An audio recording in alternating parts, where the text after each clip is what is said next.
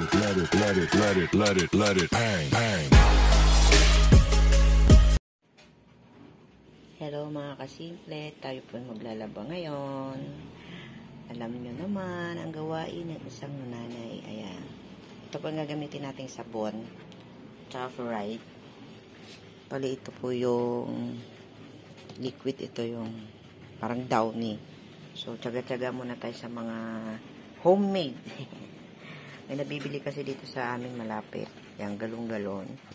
So, ito nga po. Tayo po ay nag-start na magpaikot. Ayan. Lumalabas na siya doon. Ayan. So, inuna po natin ang inuna po natin yung mga dekulay muna. Ayan. Ayan. Diyan po siya dumadaan. Doon yung hagdan. So, ayan o. Tampak ang dabahin ko. Inilabas ko doon sa washing machine kasi ano ko siya, hihiwalay ko na. Pero yan ay kunti na lang po yung mga maliliit niyan eh. Tambak no.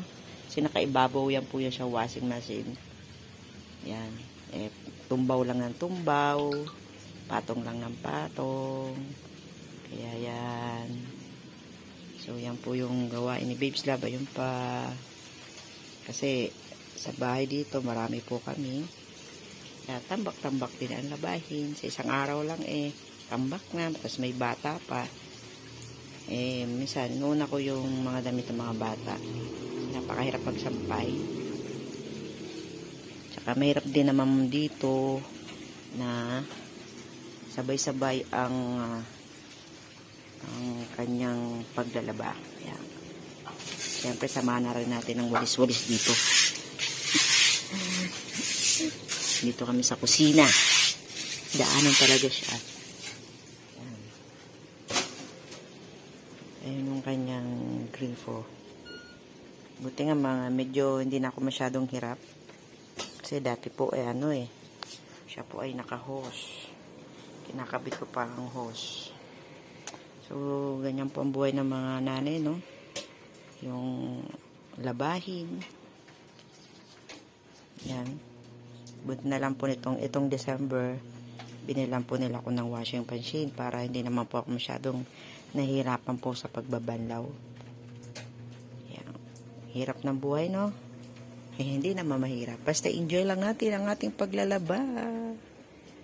Yan. Kung ano lang yung kaya, sige. Yun lang. Yan, nag-iikot na uli siya. Nag-spin uli siya. Siya. Ikot. Yan. So, nilagay ko siya actually, mga jeans. Mga pantalon. So, nilagay ko lang siya para sa t-shirt para hindi masyadong lamog. Yan. So, yan lang po mga kasimple, ano? Kaya tayo mga kasimple, mga kananay, mga taong bahay. Yan po yung ating mostly na ginagawa. Yan. Daming sabit-sabit, no? Yan. Pati yan.